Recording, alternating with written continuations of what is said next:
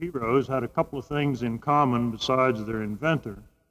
Notably, it seemed to me, the central characters of the floating opera, The End of the Road, Saltweed Factor, and Giles Goatboy, tended to live over again a certain temperament or cast of spirit and a certain general curricular history, though the effects of that curriculum on that temperament show some change, happily, over the years since the first of them was described. Since I'm a school teacher by trade as well as a storyteller, my concern with these effects is doubly professional, and I'd like to review them with you. A long time ago, when I was 24, I caused Todd Andrews, the narrator of the floating opera, to be attacked with a broken bottle in a Baltimore brothel by an old friend currently employed there. This is the kind of novel a 24-year-old would write, I guess. Whose services he had contracted for while in a drunken condition, and who had smiled throughout her assault on him in a manner which Todd endeavors to explain to the reader and to himself in the 15th chapter of the story, called That Puckered Smile. One doesn't just move on without giving that tight smile, Betty June's puckered smile, some further attention. Mere drunkenness and pain are no excuse for my not having realized, until she was upon me with the bottle, that I had done to Betty June a thing warranting murder at her hands. She wanted to kill me, I see now, for having laughed that time in my bedroom. Here's how I understand it. That Saturday morning in 1917, she'd learned that Smitty Heron, to whom she'd unreservedly humbled herself, had all the while been married to Mona Johnston from Henry Street and had made Mona pregnant. In desperation, Betty June had come to me and had attempted, unconsciously I dare say, to reassert her wounded pride by humbling me with the gift of her body, a lean receptacle for my innocence.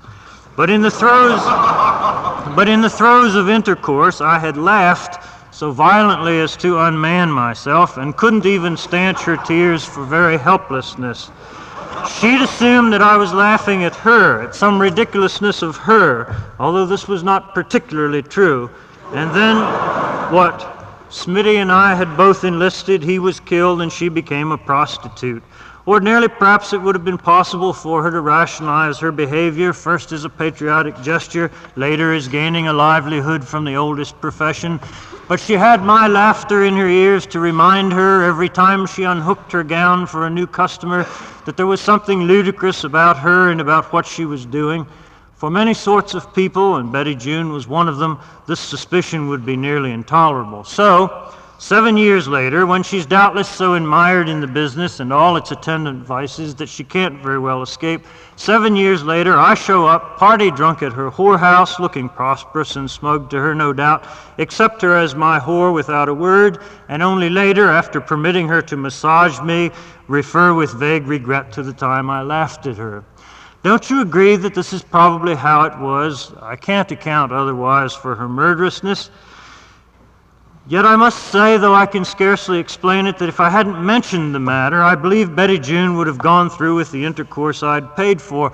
The remarkable thing, it seems to me, is not at all that she wanted to kill me. Even simple shame at being thus discovered could account for that, but that I failed to realize it at once, that I missed the obvious implication of that puckered smile. And this is what I wanted to say, because I consider it fairly important, hell, even urgently important to the understanding of this whole story. Quite frequently, things that are obvious to other people aren't even apparent to me. The fact doesn't especially bother me, except when it leads to my not jumping clear of dangerous animals like poor Betty. The only explanation I can imagine is that out of any situation I can usually interpret a number of possible significances, often conflicting, sometimes contradictory.